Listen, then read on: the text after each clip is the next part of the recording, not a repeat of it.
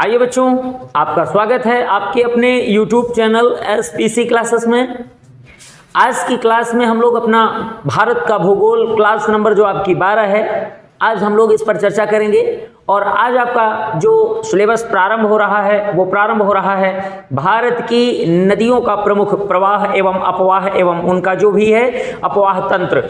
तो सबसे पहले भारत की नदियों के अपवाह तंत्र में हम लोग अपना कौन सा टॉपिक उठाए हैं, तो सबसे पहले भारत का, जैसा कि आप अपनी स्क्रीन पर देख पा रहे हैं कि सबसे पहले आप लोग अपने उत्तर भारत में सबसे पहला नदी तंत्र जिसे सिंधु नदी तंत्र है उसके बारे में हम लोग अपना अध्ययन आज प्रारंभ करेंगे।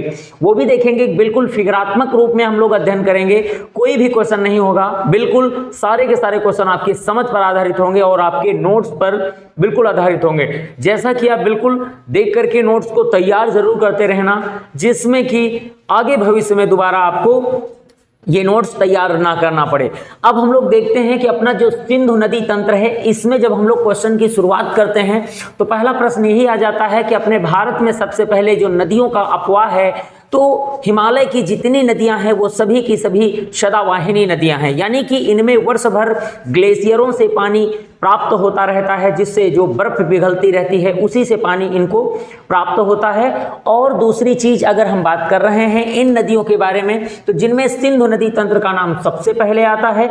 इस तंत्र की जो भी नदियां हैं वो ज्यादा से ज्यादा 3 देशों से प्रवाहित होकर अपवाहित होती हैं। अब प्रश्न आता है कि पूरे विश्व में ये जो सिंधु नदी है जिसके बारे में आज हम लोग चर्चा करेंगे, तो सिंधु नदी कितने देशों में प्रवाहित होती है, तो ये विश्व के कुल 3 देशों में प्रवाहित होती है। जैसा कि अभी आप देख पा रहे हैं, इधर जो आपका देश है ये कौन सा देश है, इधर आपका देश है जिसे आप लोग क्या कहते हैं, चीन है, ठीक है। और इसी चीन के कब्जे वाला ये क्षेत्र आता है जिसे हम लोग क्या कहते हैं, तिब्बत कहते हैं, ठीक है। इस चीज को भी जरूर ध्यान रखेंगे, इसे क्या कहते हैं, तिब्बत। तिब्बत की राजधानी आप जानते होंगे लहासा, ध्यान रखना है, तिब्बत की राजधानी लहासा।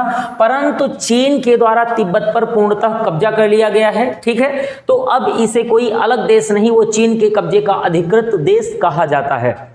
अब हम लोग जब आगे देखेंगे, ये सभी बच्चे जानते हैं अच्छी तरीके से, भारत का हिस्सा है ये जो आपका अपना भारत है, ये इसका हिस्सा है। तो अब हम लोग अपने इस शब्द को हटा लेते हैं जो कि आपका शीर्षक है आज का, सिंधु नदी तंत्र। इनमें से आज हम लोग देखेंगे कि किस तरीके से अपने सिंधु नदी तंत्र की जो नदियां हैं वो किस तरीके से आती हैं। तो जब ये आपका तिब्बत वाला क्षेत्र हो जाता है, ये चीन का क्षेत्र हो जाता है, ये जो संपूर्ण मानचित्र देख रहे हैं ये जम्मू कश्मीर, हिमाचल प्रदेश और लद्दाख और पंजाब, यानी कि केवल 4 राज्यों का ही मानचित्र यहां पर आपको दिखाई दे रहा है। इसमें कौन कौन से राज्य आते हैं, इधर आपका जम्मू एंड कश्मीर आ जाता है, इधर यहां से लेकर के ये लद्दाख आ जाता है, और ये वाला हिस्सा हिमाचल प्रदेश का है, और इधर वाला हिस्सा किसका है, पंजाब का है। तो बिल्कुल इस बात को जरूर से जरूर ध्यान रखेंगे कि ये जो आप मानचित्र देख रहे हैं इसमें जो हिस्सा आप देख पा रहे हैं ये कहां का है, तो अलग अलग इसे ध्यान रखना है। अब दूसरी नदी की अगर हम बात करें, जैसे कि अभी हम लोगों ने देखा कि ये चीन है, ये तिब्बत है, ये भारत है, ये कौन सा है, इसे आप लोग याद रखेंगे पाकिस्तान, ठीक है। इसे कौन सा देश याद रखना है, ये पाकिस्तान देश है जो कि, और दूसरी चीज यहां पर कौन सा है, अरब सागर स्थित है, ध्यान रखना है। बिल्कुल अगर हम पीछे की बात करते हैं तो हमारे भारत के पश्चिम में अरब सागर का हिस्सा आता है, क्योंकि पाकिस्तान के दक्षिण में स्थित जो सागर भरा है वो अरब सागर भरा हुआ है। अब हम लोग अपने सिंधु नदी के बारे में एक एक करके क्वेश्चन पढ़ते हैं। सबसे पहला प्रश्न आपका ये बनता है कि सिंधु नदी की जो कुल लंबाई है वो कितनी है। तो सबसे पहले प्रश्न आप यहीं से शुरुआत करेंगे, बिल्कुल तैयार हो जाएं। यानी कि क्वेश्चन आपका आता है सिंधु की लंबाई, ठीक है। सिंधु की लंबाई कितनी आप करेंगे, 2880, कितनी, बिल्कुल याद रखना है 2880 किलोमीटर लंबी है आपकी ये सिंधु नदी, जो कि कहां प्रवाहित होती है, जैसा कि अभी आपने देखा चीन तिब्बत के भाग से प्रवाहित होते हुए अपने भारत में आती है और भारत से पाकिस्तान चली जाती है। तो इसकी कुल लंबाई कितनी है, 2880 है। और कहा जाता है कि अपने भारत में लंबाई की दृष्टि से ये दूसरी सबसे लंबी नदी है जो अपवाहित होती है। इसका जो मतलब है वो ध्यान रखेंगे कि भारत में प्रवाहित होने वाली दूसरी सबसे लंबी नदी कौन सी है, सिंधु नदी है। क्योंकि सबसे लंबी नदी कौन सी आ जाती है, ब्रह्मपुत्र नदी। क्योंकि ब्रह्मपुत्र की जो लंबाई है वो कितनी है, तो ध्यान रखना है 2900 किलोमीटर, यानी इससे 20 किलोमीटर वो ज्यादा लंबी है, उसकी कुल लंबाई 20 किलोमीटर ज्यादा है। इसलिए अपने भारत में प्रवाहित होने वाली दूसरी सबसे लंबी नदी कौन सी है, इस चीज को जरूर से जरूर ध्यान रखेंगे, तो वो है आपकी सिंधु नदी। दूसरा क्वेश्चन आपका कौन सा होता है, तो दूसरा क्वेश्चन फिर से आप तैयार रहें, नोट कर लीजिएगा कि भारत में लंबाई, यानी इसकी अगर आपसे क्वेश्चन पूछा जाता है भारत में लंबाई की बात करेंगे तो कैसे याद करेंगे, याद कर लेना 1114 किलोमीटर, यानी कि 1114 किलोमीटर, इसे जरूर से जरूर ध्यान रखेंगे। इसकी लंबाई अपने भारत में कितनी है, तो 1114 किलोमीटर की इसकी कुल लंबाई आती है, जो कि केवल यदि देखेंगे इस स्थान से लेकर के इस स्थान तक की जो आपकी नदी दिख रही है, ये 1100 कितने किलोमीटर, बिल्कुल 14 किलोमीटर ही अपने भारत में प्रवाहित होती है। अब दूसरी चीज हम लोग इसके बारे में देखेंगे कि ये जो सिंधु नदी है, इसमें भारत और पाकिस्तान के बीच के कुछ क्वेश्चन सबसे पहले आ जाते हैं। सबसे पहला एक क्वेश्चन ये आ जाता है, भारत में सिंधु जिसे हम लोग कहते हैं भारत पाक, इस शब्द को जरूर से जरूर ध्यान रखेंगे। ये अगला क्वेश्चन आपका है, भारत पाक सिंधु जल समझौता, बिल्कुल ध्यान रखेंगे, इसे क्या कहते हैं, सिंधु जल समझौता या सिंधु जल समझौता, याद रखेंगे, ठीक है, इस चीज को बिल्कुल भूले नहीं, समझौता। अब प्रश्न आता है ये कब हुआ था, तो 1960 के अनुसार, किसके अनुसार याद रखेंगे, के अनुसार। अब यहां पर इस बात को हमें ध्यान रखना है कि यहां पर इसके अनुसार उत्तर की, यानी सिंधु से लेकर के उत्तर की 3 नदियों का पानी, कौन सी, सिंधु से लेकर के उत्तर की जो 3 नदियां हैं उनका पानी कौन लेगा 80%, तो 80% जो है वो पाक प्रयोग करेगा और 20% कौन प्रयोग करेगा, भारत। मगर ये क्वेश्चन आपका कैसे है, के अनुसार उत्तर की 3 नदियां, इस शब्द को जरूर ध्यान रखेंगे। यहां पर बच्चे केवल थोड़ा सा प्रश्न याद कर लेते हैं, उत्तर की 3 नदियां, इसको जरूर ध्यान रखें। उत्तर की 3 नदियां, इनके अनुसार 80% कौन प्रयोग करेगा, पाकिस्तान प्रयोग करेगा, और 20% कौन प्रयोग करेगा, तो उस शब्द को ध्यान रखना है, भारत करेगा। मगर इनमें से 3 नदियां कौन सी हैं, तो फिलहाल अभी समझ लेते हैं, जबकि ग्राफ के हिसाब से हम बाद में देखेंगे। ये सिंधु नदी हो गई, अगली झेलम हो गई और अगली चिनाब हो गई। तो क्वेश्चन आपका आता है 1 2 3, इसे क्या कहते हैं, इसे कहते हैं झेलम कहते हैं और इसे कहते हैं चिनाब कहते हैं। तो सिंधु चिनाब झेलम 3 नदियों का पानी कौन लेगा, बिल्कुल नोट्स में नोट कर लीजिए, अभी हम लोग ग्राफ देखेंगे। फिलहाल अभी जल्दी से क्वेश्चन आप नोट कर लीजिएगा कि झेलम यानी सिंधु जिसे कहते हैं, नंबर 1 पर तो यही हो गई सिंधु, दूसरी झेलम हो गई, तीसरी कौन हो गई, चिनाब। ये 3 नदियों का पानी 80% कौन यूज करेगा, पाकिस्तान प्रयोग करेगा, ठीक है। अब हम लोग देख लेते हैं इसी का दूसरा पार्ट, क्योंकि इस समझौते में 2 पार्ट किए गए थे।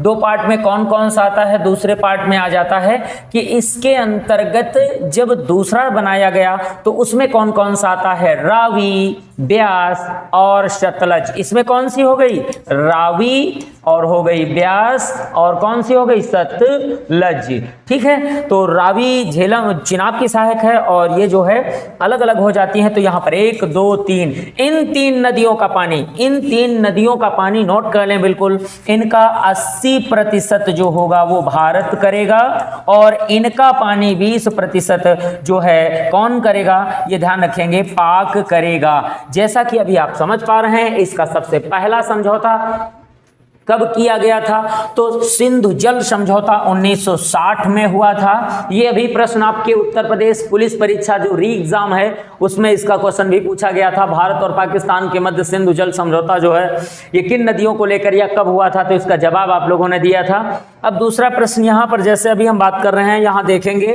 कि इस समझौते में 2 बातें करी गई हैं। एक बात ये करी गई है कि सिंधु समेत टोटल नदियों की संख्या 6 नदियों के जल का विभाजन किया गया है। सिंधु जल समझौते के अंतर्गत अगर हम बात कर रहे हैं तो कुल 6 नदियों का जल जो है विभाजित हुआ है, जिसमें उत्तर की 3 नदियां पाकिस्तान का 80% और भारत का 20% होता है, और दक्षिण की 3 नदियां जो 90% भारत में, 80% भारत में प्रवाहित होती हैं, उन 3 नदियों का पानी जैसे कि यहां देखा रावी, ब्यास, सतलज, इनका पानी 80% भारत प्रयोग करेगा और 20% पाकिस्तान प्रयोग करेगा। ये आपने देखा कि किस तरीके से हमारे सिंधु नदी से संबंधित जो प्रश्न बनते रहते हैं परीक्षाओं में, वो कौन से प्रश्न अभी तक पूछे जाते रहे हैं। तो आइए चलते हैं, इस चीज को हम सबसे पहले हटा देते हैं और देखते हैं इनके अगले जो हम ग्राफिक क्वेश्चनों को देखते हैं। तो सबसे पहले हम लोग ऊपर से ही प्रारंभ करते हैं और एक एक प्रश्न की हम लोग यहां पर व्याख्यात्मक अध्ययन करते हैं। भाई चलिए, सबसे पहला प्रश्न यहां पर यही बन रहा है कि जैसे अभी आपने देखा कि हमारी ये जो सिंधु नदी है ये कहाँ से आती है, तो अब पहले इसके बारे में हम लोग चर्चा करें और उसके एक एक क्वेश्चन को समझें। ठीक है, तो यहाँ पर आप देखेंगे कि किस तरीके से ये जो हमारी सिंधु नदी है ये कहाँ से निकलती है। तो सबसे पहला इसका उद्गम क्या बोलेंगे, इसे बोलते हैं मानसरोवर। ध्यान रखना है, मानसरोवर। मानसरोवर ये झील है, ये कहाँ स्थित है, चीन में स्थित है या तिब्बत में स्थित है, दोनों जवाब कर सकते हैं, दोनों सही है, मगर इस पर कब्जा चीनी का है, तो आप आंसर क्या करेंगे, चीन ही करेंगे। मानसरोवर झील, और ये कौन सा पर्वत है, तो इसका नाम हम लोग यहाँ नोट कर लेते हैं। ये कौन सा पर्वत है, कैलाश पर्वत, यानी कि भगवान शंकर का निवास है। ये ध्यान रखेंगे, सभी बच्चे याद रखेंगे, इसे कैलाश पर्वत कहते हैं। ये कैलाश पर्वत कहाँ पर स्थित है, चीन में स्थित है। बिल्कुल ध्यान रखेंगे, जैसा कि आप देख पा रहे हैं अपनी स्क्रीन पर कि ये चीन में ही, तिब्बत में ही स्थित है, जो कि मानसरोवर के जस्ट उत्तर में स्थित है। और हमारी ये जो सिंधु नदी कही जाती है, फिलहाल इसका नाम एक बार हम लोग यहाँ नोट कर लेते हैं, कौन सी नदी है, ये नदी है सिंधु नदी। ठीक है, इस नदी को वास्तव में हम लोग क्या कहते हैं, तो फिलहाल यहाँ नहीं लिखेंगे, क्योंकि सिंधु नदी को चीन में सिंधु नदी नहीं कहते हैं। इस नदी को चीन में क्या कहा जाता है, शेरमुख या सिंगी खंबन कहा जाता है। तो सिंधु नदी जो है इसका नाम हम लोग यहां पर नोट कर लें, क्या नोट कर लेंगे भाई, सिंधु नदी।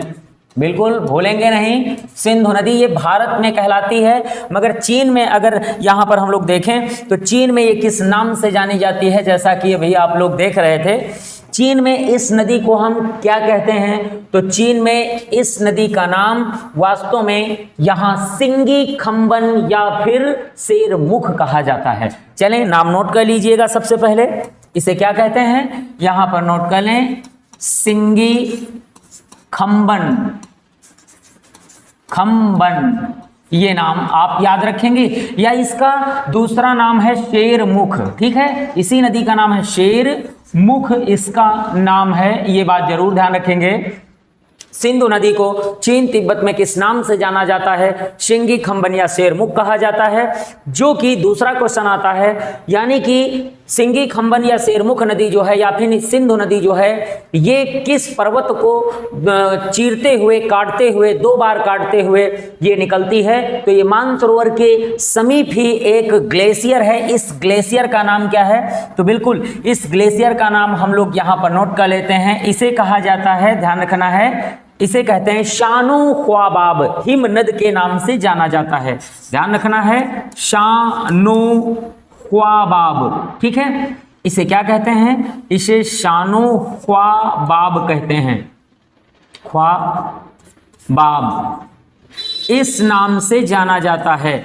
शानो ख्वाबाब के नाम से इसे जाना जाता है, जो कि एक ग्लेशियर है। ये ग्लेशियर किस पर्वत पर स्थित है, ये कैलाश पर्वत पर स्थित है, और ये बिल्कुल मानसरोवर के बिल्कुल निकट है। इसलिए कहा जाता है कि सिंधु नदी कहाँ से निकलती है।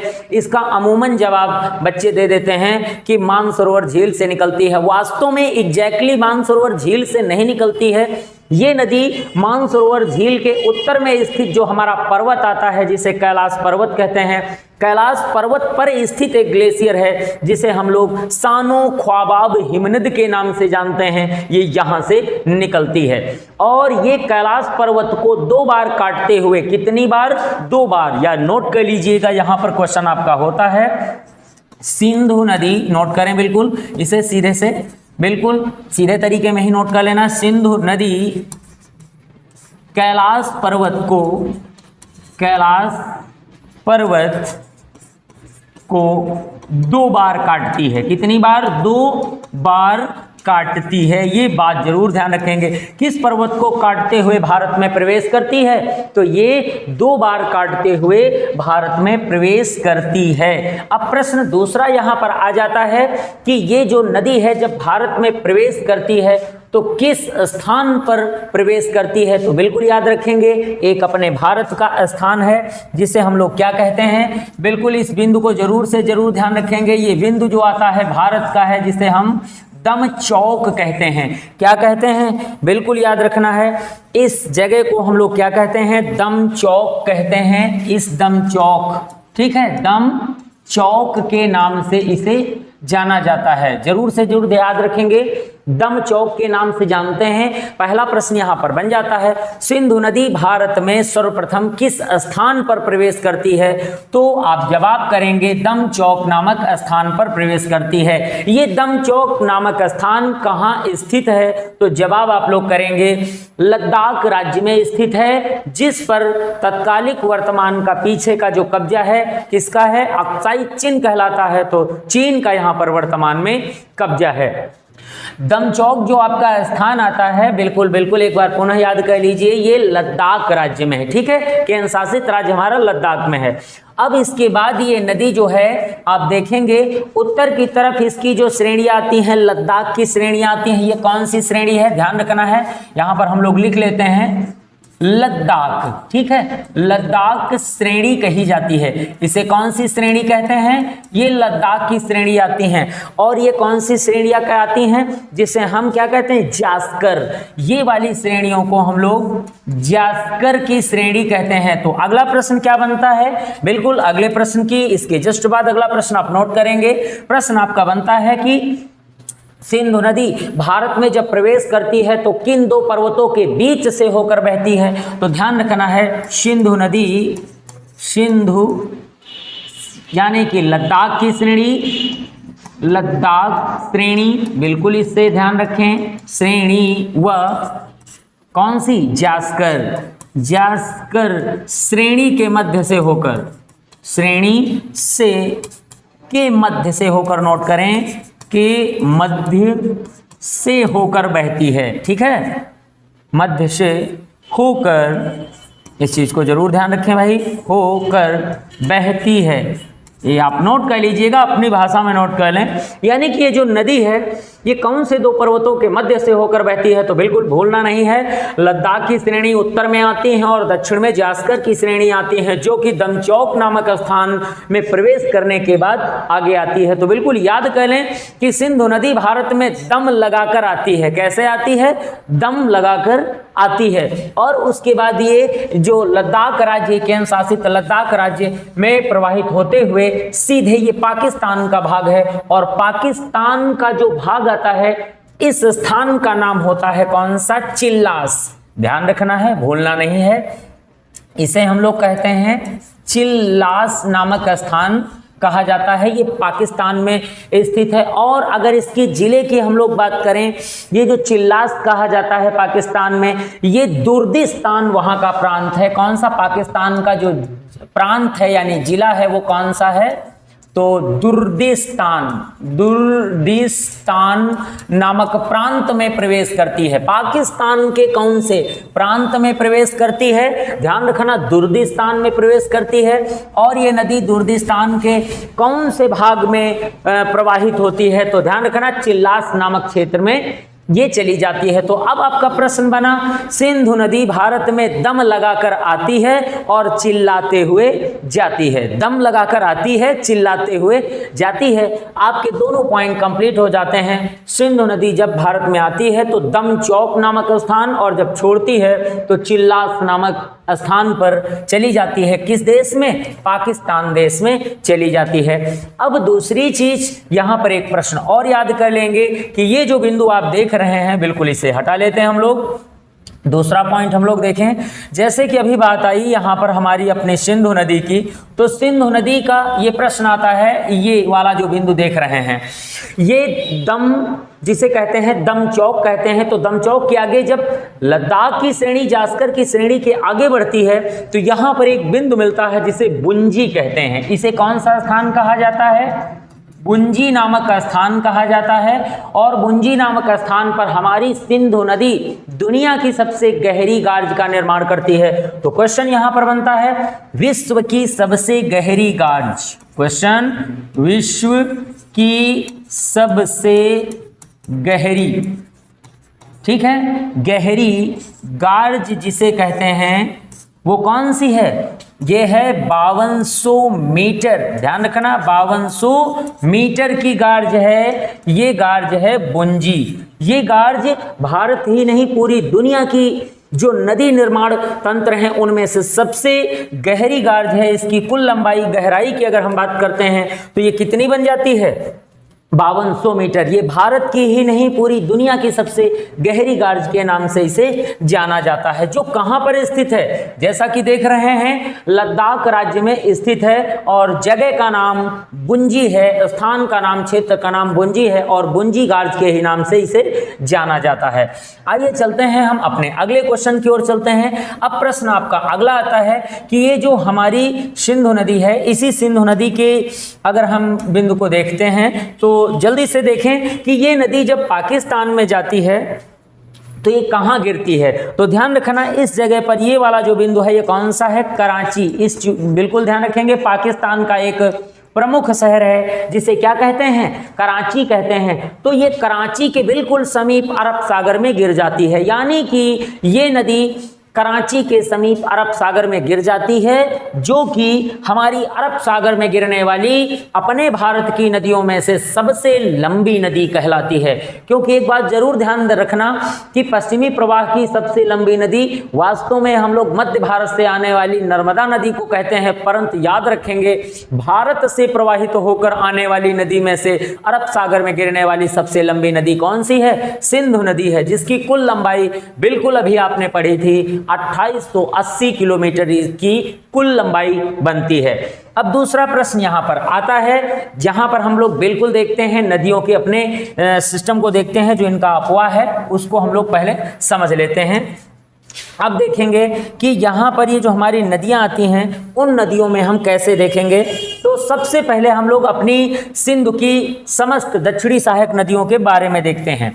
अब सबसे पहला प्रश्न यहाँ पर आता है कि हमारी जो पर्वत श्रृंखला आती है जहाँ से चिनाब, बारालाचा, यानी कि जम्मू कश्मीर का बारालाचा दर्रा हिमाचल प्रदेश में स्थित है, जो कभी जम्मू कश्मीर के लद्दाख के भाग से आती थी, आज वो तो लद्दाख है, यानी कि जो पहले जम्मू था आज वो लद्दाख बन गया है। तो यह नदी जिसकी हम बात कर रहे हैं, जो कि सिंधु की सबसे लंबी सहायक नदी है, उसका नाम क्या है? चिनाब। बिल्कुल। अब यहाँ पर देखेंगे कि यहाँ से ये नदी सीधे इस तरीके से प्रवाहित होती है और ये इस तरीके से प्रवाहित होकर के सीधे चली जाती है। कहाँ पर? बिल्कुल, ये जो स्थान आप देख रहे हैं इसे क्या कहते हैं? इस स्थान का नाम है मीठन कोट। गलती ना करें, ये स्थान का नाम क्या है? मीठन कोट कहा जाता है। ये मीठन कोट नामक स्थान होता है, या इसे आप पीछे भी लिख लें, जिसमें अभी अन्य क्वेश्चन लिखने में ये जो है दिक्कत ना करे, इसे आप पीछे लिख लीजिए इधर, ठीक है, इसे आप पीछे लिख लें। हम लोग इसे क्या कहते हैं? मीठन कोट कहते हैं। ऊपर की तरफ हम लोग लिख देते हैं मीठन कोट के नाम से जाना जाता है, जहां पर हमारी नदी जिसे हम चिनाब नदी कहते हैं वो किसकी सहायक बन जाती है? वो बन जाती है सिंधु की सहायक बन जाती है। मीठन कोट के समीप पाकिस्तान में सहायक बन जाती है। और ये नदी कहाँ से निकलती है? तो ध्यान रखेंगे, इस स्थान का नाम आप याद रखेंगे, जैसे कि जिस स्थान से निकलती है इसे क्या कहते हैं? चिनाब नदी आती है बारालाचा दर्रा। ध्यान रखना है, एक बार नाम इसका नोट कर लें, कौन से स्थान से आती है तो इसी के सामने हम नोट करते हैं, बारालाचा। ये बारालाचा दर्रा कौन से राज्य में है? ये दर्रा है, ठीक है, इसी दर्रे से होकर के ये नदी निकलती है, ये हिमाचल में है। इस चीज को ध्यान रखेंगे, कौन सा है भाई? हिमांचल, इस शब्द को नहीं भूलना है, ये हिमाचल में स्थित है। ठीक, चलें, हिमाचल, बस इतना बहुत है। यानी कि हिमाचल से निकलकर जब ये आगे बढ़ती है तो प्रश्न यहां आता है कि ये अपने भारत के जम्मू चली जाती है, जम्मू से सीधे कहां चली जाती है, पाकिस्तान चली जाती है, और पाकिस्तान से सीधे कहां पर, मीठन कोट के समीप जो है सिंधु की सहायक बन जाती है। तो पहला प्रश्न क्या लिखोगे, बिल्कुल नोट कर लीजिएगा, सिंधु की सबसे लंबी सहायक नदी चिनाब है। ठीक है, बिल्कुल नोट कर लें, सबसे लंबी नदी कौन है, चिनाब है। अब दूसरा प्रश्न यहां पर यह आता है कि एक नदी जिसे हम लोग यहां पर कहते हैं, यानी कि दूसरी नदी ये है जो कि कहां से निकलती है, ये निकलती है झेलम, झेलम झंग नामक स्थान से निकलती है, जिसे हम क्या कहते हैं, ध्यान रखना है, झेलम। अब यहाँ पर ये नदी आती है जो कि उत्तर से आती है और ये सीधे पाकिस्तान चली जाती है, और किसकी सहायक बनी, तो खुद आप देख पा रहे हैं, ये नदी हो गई चिनाब। यहाँ नाम इसका डाल लें, इसको क्या कहते हैं, चिनाब कहते हैं, नाम इसका बिल्कुल नोट कर लीजिएगा जिसमें गलती ना होने पाए। ठीक है, इसके पहले हम लोग पहले और भी सभी नदियों के बारे में कंट्रोल लिख लेते हैं। अब देखें, ये हो गई झेलम, ये हो गई चिनाब। अब दूसरी नदी यहाँ हिमाचल प्रदेश की बारालाचा दर्रा से निकलती है और किसकी सहायक बन जाती है, इसी चिनाब की सहायक बन जाती है। अब इसके बाद अगर हम देखेंगे तो दूसरी नदी यहाँ ये जो है राकस ताल कहा जाता है, और राकस ताल से निकल करके ये सीधे देखेंगे चली आती है कहाँ, बिल्कुल चिनाब की सहायक बनती है। तो यहाँ पर पहले अब हम लोग इनके नाम डालेंगे, और बिल्कुल बारालाचा यहाँ पर जैसे है उसी के पास रोहतांग दर्रा आता है, जहाँ से आपकी रावी और ब्यास नदियाँ निकलती हैं। तो ये नदी निकल करके सीधे अपने कहाँ मिल जाती है, पंजाब में ही मिल जाती है। तो अब पहले इनका हम लोग नाम डाल लेते हैं जिसमें गलती बिल्कुल नहीं होनी चाहिए। ठीक है, बिल्कुल भाई किसी भी प्रकार की गलती ना हो। सबसे पहला ये आपका नाम कौन सा है, सभी बच्चे जानते हैं, इसे हम सिंधु कहते हैं। और दूसरी नदी कौन सी हो गई, इसे क्या कहते हैं, झेलम कहते हैं, बिल्कुल झेलम के नाम से इसे जाना जाता है। इसे क्या कहते हैं, ये नदी आपकी चिनाब नदी आपकी है, बिल्कुल भूलना नहीं, चिनाब नदी है। दूसरी कौन सी नदी है, ये आपकी रावी नदी है, भूलना नहीं भाई। अगला ये कौन सी है, ये आपकी ब्यास नदी आती है। और सबसे नीचे कौन सी नदी है, ध्यान रखना, सतलज नदी आपकी आती है। मगर अब हम लोग इनके एक एक उद्गम स्थल की बात करेंगे।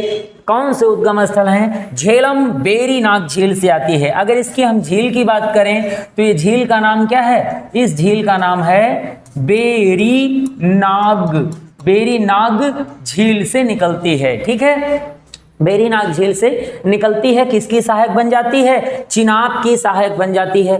दूसरा क्वेश्चन देखेंगे, अब चिनाब कहां से आती है, बारालाचा दर्रा से आती है। दूसरी रावी जो नदी की बात की गई है, रावी नदी ये जो चिनाब की सहायक है, ये कहां से निकलती है, ये रोहतांग दर्रा से आती है। इस दर्रे का नाम क्या है, ध्यान रखना, इधर नोट कर लेते हैं, रोहतांग दर्रा, बिल्कुल रोहतांग दर्रा है। ये कहाँ है, हिमाचल प्रदेश में स्थित है।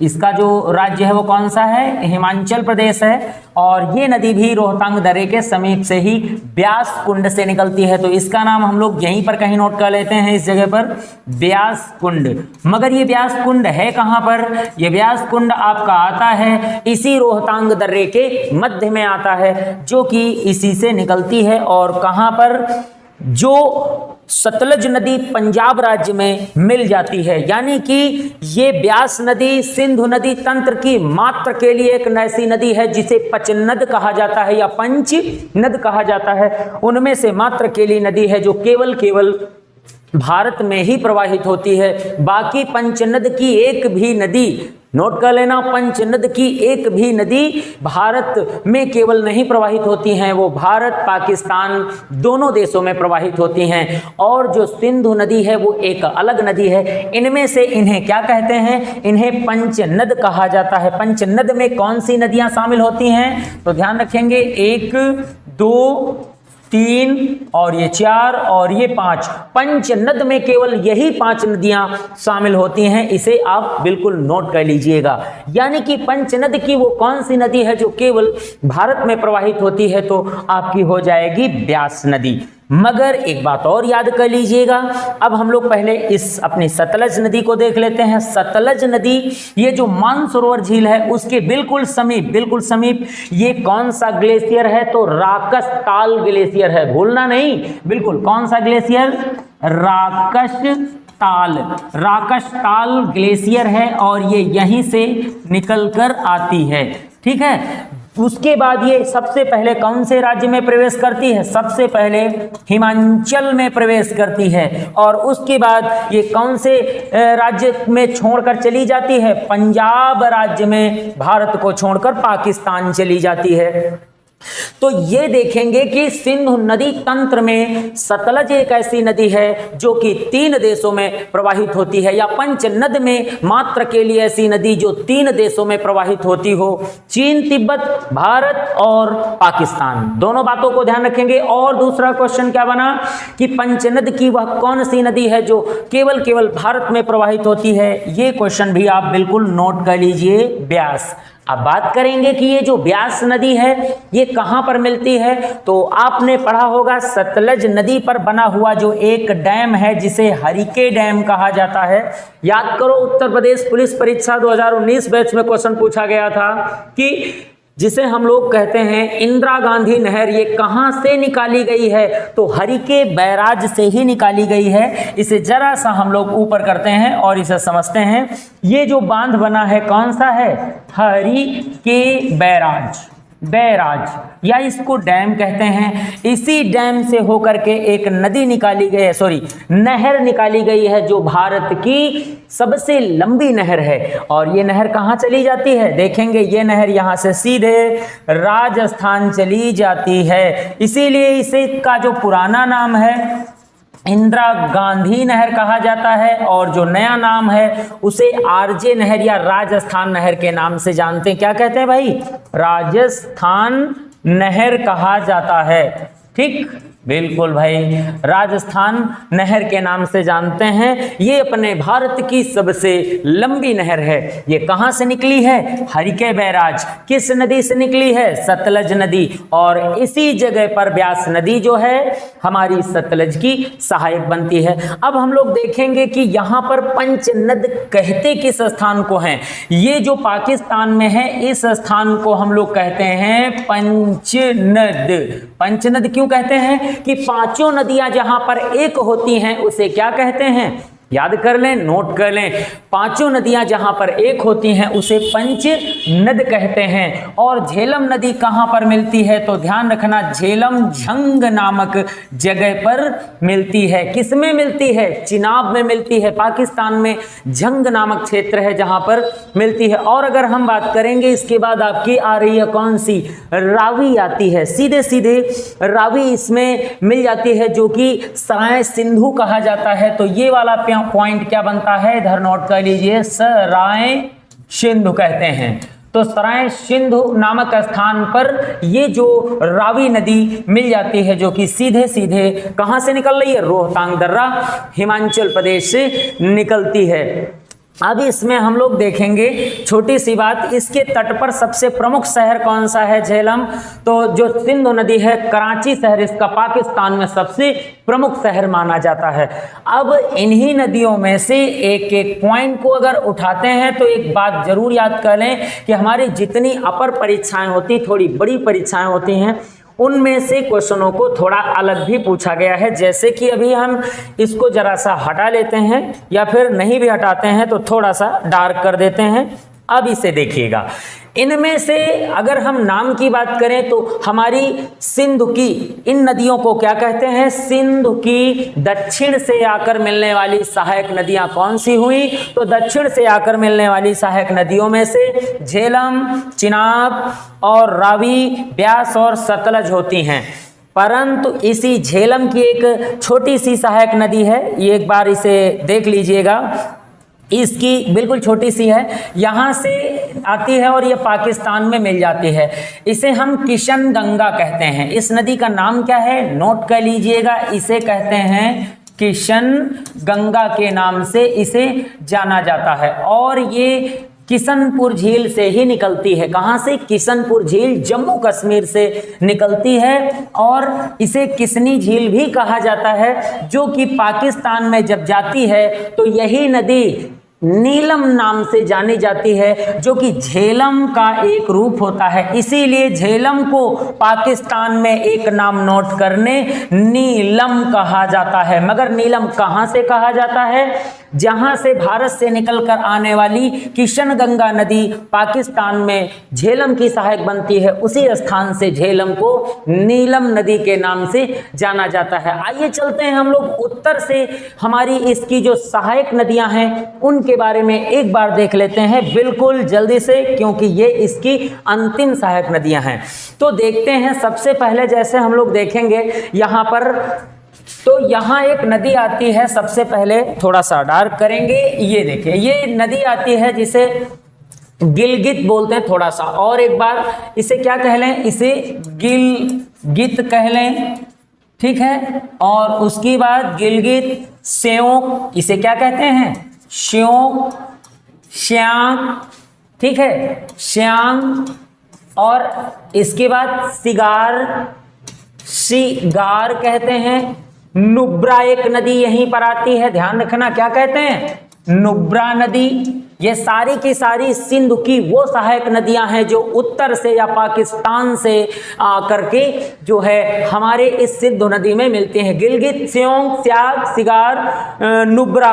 उसके बाद कुर्रम, कौन सी नदी आती है? कुर्रम नदी आती है। और एक नदी कौन सी आती? कुभा, कुभा नदी आती है। और कौन सी नदी आती? गोमल, गोमल नदी आती है। ये सारी नदियां किस धर से आती हैं? बिल्कुल भैया, बिल्कुल बिल्कुल याद कर लें और नोट कर लें, ये हो गई उत्तर से आकर के मिलने वाली सहायक नदियां। तो आप लोगों ने आज की जो क्लास पढ़ी है वो पढ़ा है सिंधु नदी तंत्र। बिल्कुल अगर समझ में आया हो तो इसे ज़्यादा से ज़्यादा शेयर करिएगा।